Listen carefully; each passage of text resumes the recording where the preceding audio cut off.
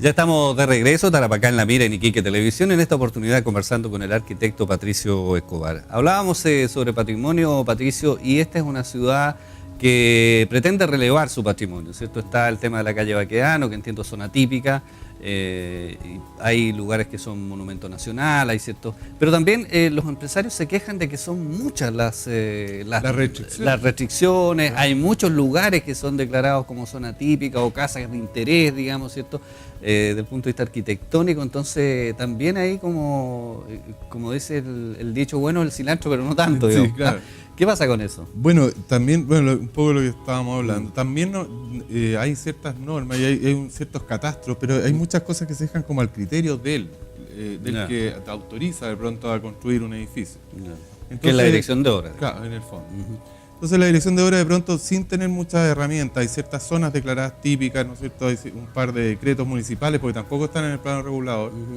Y esos decretos están afectando ciertas áreas, por ejemplo, la protección de Baquedano, el entorno de la Plaza Prat y algunas otras casas del centro de la ciudad. Pero que resulta que cuando tú vas a construir algo nuevo, en el fondo, se podría decir, te obligan a disfrazarlo de antiguo. Un poco lo que pasa con... Estos falsos históricos que se llaman. Exacto, falsos históricos. Entonces, en el fondo es que se vea como antiguo, pero, claro, pero lo hace... Un ejemplo que se puede decir, por ejemplo, el casino municipal. Claro. El casino que está en la playa, en realidad es un galpón disfrazado de casa de Baquedano. Claro. Ahí tiene hasta las ventanas ciegas. Claro. Y hay varios así, hay ciertos locales comerciales, ¿no es cierto?, del centro en que se disfrazan de... Y ahí es donde... Eso es como utilería, digamos. Claro, es como utilería, es como una escenografía. Y en el fondo ahí también eso no tiene ningún valor arquitectónico, porque está hecho por... Cada obra tiene que responder a su tiempo, en el fondo eso es un poco una máxima de la arquitectura. Entonces, hay una tecnología hoy en día, hay un modo de vivir hoy en día, y hay cierta materialidad y todo que se tiene que reflejar en cómo tú construyes hoy en día. Claro. Y por otro lado también yo siento que hay, si bien es súper valorable todo lo que es en la época salitrera, digamos, como herencia patrimonial, hay un montón de otros patrimonios que se están perdiendo.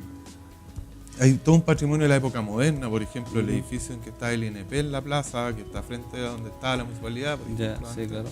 que tiene desde la época moderna, desde los años 60, un valor muy grande en época de modernismo y que en este momento está desprestigiado. La misma municipalidad donde se hizo otra casa comercial tenía un valor enorme ese edificio y se demolió para hacer un cajón hermético, cerrado, disfrazado un poco para que parezca lo que hay aquí. Y el patrimonio se va haciendo con el tiempo, o sea, no es necesario quedarse pegado. Claro. De hecho hay obras patrimoniales del siglo XX. Y en Iquique estamos muy pegados en el tema de la época de la arquitectura, de la madera, el pino oregón. Llama la atención algunas ciudades en otros países, fundamentalmente en Europa, Patricio, donde se construyen edificios que son prácticamente arquitectura, son esculturas, digamos, ¿cierto? Y que llaman mucho la atención y que llaman mucho turista también, ¿cierto? El caso del Museo Guggenheim, por ejemplo, en Bilbao, en fin, hay una serie de edificios de ese tipo. Este edificio que parece un balón de rugby que está en Londres, ¿cierto? Y uno de repente dice, bueno, a lo mejor hay opciones, digamos, de hacer cosas modernas que también son atractivas, son bonitas y que también turísticamente pueden ser interesantes. Justamente el Guggenheim fue parte de toda una planificación de todo el borde del río, digamos, en Bilbao, en que se recuperó un sector que era portuario, que estaba abandonado, que estaba en ruina. Se estableció una planificación, ahí es donde vuelvo al tema. Hay que pensar un poquito. Claro, pensar un poquito, entonces dijeron, vamos a planificar, darle atractivo a este sector, volver a insertarle actividad, a motivar a la gente a que nuevamente viva al borde del río. Y ahí se generó todo este plan, que es un plan especial, una planificación por todo el borde, digamos, y que Guggenheim es uno de ellos. Y en ese caso el planificador determinó qué usos se le iban a dar, qué obras se podían poner ahí y cómo se iban a manifestar. Y ese es el tema que uno echa de menos. En el fondo, hay una máxima que yo aprendí desde que trabajaba incluso en empresas públicas, en que el privado hace todo lo que quiere y el fiscal hace todo lo que puede. Son dos cosas distintas. La ley, por un lado, a la empresas públicas las faculta para hacer ciertas cosas y no otras. En cambio, al privado no, es al revés. Claro. Él puede hacer todo lo que no le prohíbe. Lo que no está prohibido. Y ese es el tema. Yo creo que por ahí va el tema de cómo entendemos la ciudad. Sí. Un tema importante para esta ciudad también, ¿cierto? Es lo que dice relación, y tú lo mencionabas ya en el primer bloque, con la facilidad de acceso al automóvil, digamos. Aquí es muy fácil tener auto, todo el mundo tiene auto, y más de un auto incluso. Claro. Pero por otro lado, esta es una ciudad que debiera ser bastante más transitable, ¿cierto? Una ciudad para a lo mejor tener ciclovías, para que la gente se pudiera movilizar o desplazar en transporte público y no atochar, digamos, las calles de la ciudad con tantos vehículos. Sin embargo, pareciera que tampoco hay incentivos para eso, ¿cierto? Y en el fondo todo el mundo, al final, lo más simple es tomar el auto, digamos, para hacer cualquier trámite. Aquí, bueno, otro tema, también esta es una ciudad con más alta tasa de automóviles por habitante, por todo lo que sabemos de Zona Franca y todo eso. Pero también, por otro lado, es una ciudad que ha crecido también a modo espontáneo, justamente por lo mismo. Si uno ve los trazados que hay de la ciudad y el modo de ocupar la ciudad, se ha ido haciendo de un poco en la medida en que ha ido creciendo, ¿no? Sin mucha orden, ¿no? Y el orden está dado por la planificación. Entonces, vemos que todos los trazados de calle, por ejemplo, lo que era el aeropuerto, que ahora es todo este sector central, donde estaba, venían los héroes y todo eso. Eso se fue ocupando sin un orden claro. Ahí vemos, por un lado, edificios comerciales, edificios del Servio, por otro lado, todos mezclados, todos juntos. Sí. Entonces, sin haber previa una planificación de cómo se iba a ordenar este sector. Y todo ha sido así. En la medida de las necesidades, esta ciudad, en pocos años, ha crecido. Yo siempre hablo con los iquiqueños que te dicen, mira, yo hasta llegaba hasta ahí, hasta el Gavina nomás aquí. Claro. Y nos íbamos a pasear a Primeras Piedras. Claro. Era un paseo, salir de la ciudad. Y resulta que ahora todo eso creció de manera así, casi espontánea. Sí. Y por otro lado, sin áreas verdes, sin áreas de esparcimiento, sin parque. Claro, y eso es lo mismo, volvemos al tema de la ciudad de China, todo lo que es parque, espacios públicos, está todo al borde. Y las poblaciones en general hacia el interior no tienen ningún espacio de encuentro, de recreación, cero parque. Y también lo otro que tenemos muy subgénero es nuestro sistema de locomoción pública. Sí, claro. Es muy especial. Yo siempre tengo que explicarle a mis amigos cuando vienen para mí, tú tienes que parar el auto y negociar si te lleva para allá. Sí. Entonces no hay un orden, en general somos desordenados.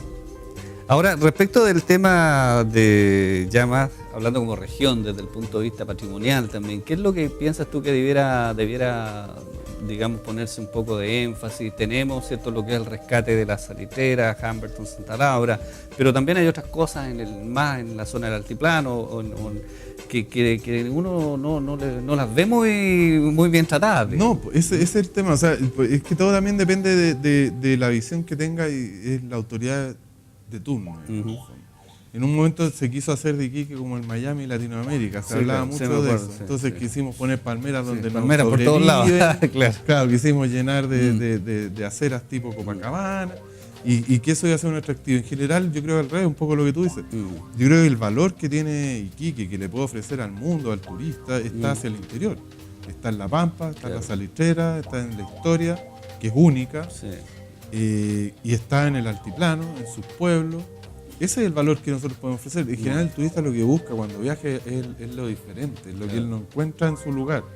Y para oferta de playa, al mismo valor hay playa en muchas otras partes. Más barata incluso, más bonita. Claro, tú te puedes ir a cualquier otro lado en que tienes mejor oferta de playa. Y Iquique en general, si bien tenemos un mar y unas playas interesantes, no es su gran valor, digamos, no es lo distinto que podemos ofrecer, no es la experiencia que queremos entregarle a un turista. Yo creo que la experiencia está en el otro lado. Y es lo que tenemos más votado. Si uno va al interior, a las quebradas, a la quebrada Tarapacá, Cibaya, Chumisa, esos son los valores que tenemos, esos son lo que queramos nosotros ofrecer al turismo internacional. Y desde el punto de vista institucional, ¿tú ves que existe posibilidad de desarrollar eso, no? Porque de repente, claro, uno dice, ya tenemos una provincia del Tamarugal que comprende toda esa área, pero también están los alcaldes, cada uno que defiende su territorio, digamos, Claro. con dientes y muelas, Claro, por eso- y resulta que al final no se logra conjugar una planificación o una visión armónica, digamos. No, es que un poco eso, o sea, la autoridad de turno trata de implementar en su lugar lo que es su visión del tema, sin ponerse de acuerdo con los demás. En estos momentos, claro, como tú bien dices, aquí tenemos distintos alcaldes, distintas visiones, el alcalde de Huara seguramente piensa distinto, el alcalde de Pozo Almonte, no se ponen de acuerdo. Pero en el fondo, si no entendemos todos de una vez cuáles son nuestros valores, cuáles son los que tenemos que preservar, hacia dónde tenemos que apoyar. De hecho, ahora con las inundaciones, todos los pueblos de la cordillera seguramente se van a ver sumamente afectados.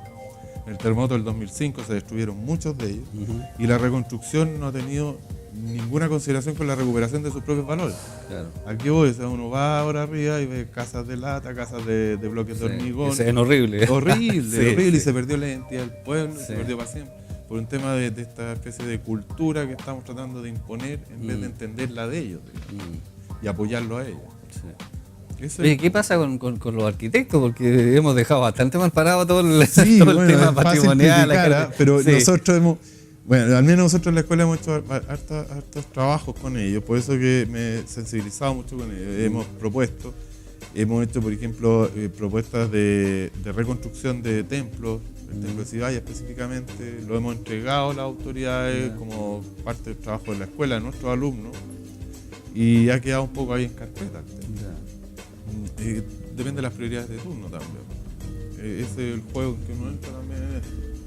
Y en general muchos de nosotros opinamos de esa manera, pero siempre lo que nos pasa a los arquitectos es que el mandante es un tercero. O sea, yo siempre a mis alumnos les digo, mira, nosotros tenemos el problema de que para que nuestra obra exista tiene que haber uno que ponga el billete para que exista. Claro. Si el pintor quiere pintar, se compra una tela y la pinta, ¿no? Porque Claro. escribe con una hojita de papel, escribe, digamos. Nosotros, para que exista el edificio, tiene que haber un tercero que esté convencido en que vale la pena construirlo. Y ahí realmente el que pone la plata es el que toma la y ahí es decisión, donde- la última decisión. Claro, ahí ¿ah? toma la decisión. Entonces, Claro. nos falta desde la señora que quiere la casita con tejas, ¿no es cierto? Que sean de pizarreño. Y uno tiene que asumirlo, en el fondo. Ahí es el tema de hasta dónde. Es un poco lo que creo que les pasó a mis colegas que hicieron el molde Castro, volviendo al inicio de la conversación. Sí, sí. Pero en definitiva, nos queda un par de minutos nada más. ¿Tú eres optimista respecto al desarrollo de esta región? ¿Lo ves con ciertas aprensiones? ¿Sientes que estamos haciendo las cosas bien o hay que poner ya luces amarillas, casi naranjas? Yo creo que tengo ciertas aprensiones al respecto de acuerdo a lo que he vivido, digamos, de acuerdo a lo que he conocido. Sé que hay muchos intereses, sé que hay muchas voluntades, yo creo que hay que unirlas estas voluntades, yo creo que hay que empezar a tratar de que entre todos empezar a pensar qué ciudad queremos vivir, qué ciudad queremos dejarle a nuestros hijos también. Y a partir de eso empezar a trabajar todos juntos, digamos que es bastante difícil, porque como tú bien dices, entran muchos intereses diversos en este juego. Y ya hora de hacerlo, digamos. Ya Estamos hora de en hacerlo, el o sea, minuto una emergencia, clave, ya lo porque estamos vienen viendo. inversiones mineras, además que yo no sé si la gente ha dimensionado lo que significan 10.000, 12.000 millones de dólares, 5 o 6 veces lo que fue Coyahuasi hace 10 años atrás. Y digamos. dimensionemos cuando llegó Coyahuasi años atrás, los que estuvimos lo que acá ocurrió, y claro. vimos el impacto que tuvo. Mm. De hecho, nació una comuna nueva, Alto Hospicio nació gracias al impacto de las mineras. Y ahora viene una nueva Sí. y que esta ciudad tiene que saber acoger de cierta manera y que ya no lo vamos a poder acoger con ciudades satélites como lo que es Alto Hospicio, digamos, que es otro fenómeno. Y hay aparte. todo un tema de integración también, ¿cierto? De acoger a los vecinos que vienen a buscar trabajo, porque aquí hay trabajo, digamos, Claro, ¿cierto? y la Bolivianos, peruanos, inmigración de todos lados. También, toda la demanda porque Sí. existe por habitación, que es el gran problema que tiene aquí, que ha tenido histórico. digamos. Bueno, Patricio, queremos agradecerte que nos hayas acompañado Muchas en esta gracias a ti conversación por y la de alguna invitación. manera ilustra un poco para nuestros televidentes, ¿cierto? Lo que viene en la ciudad y hay que poner atención. digamos. Muchas gracias a ti por la invitación, siempre grato venir a conversar y hablar de estos temas que nos interesan mucho a nosotros los arquitectos, que somos los que somos responsables un poco del diseño de la ciudad y de las habitaciones. digamos. Ok, Patricio, muchas Bien, gracias. muy gracias. Conversamos hoy día con Patricio Escobar, director de la Escuela de Arquitectura de la Universidad del Mar, aquí en nuestro programa Tarapacá en la Mira en Iquique Televisión. Gracias por vuestra sintonía, nos reencontramos la próxima semana en este mismo horario.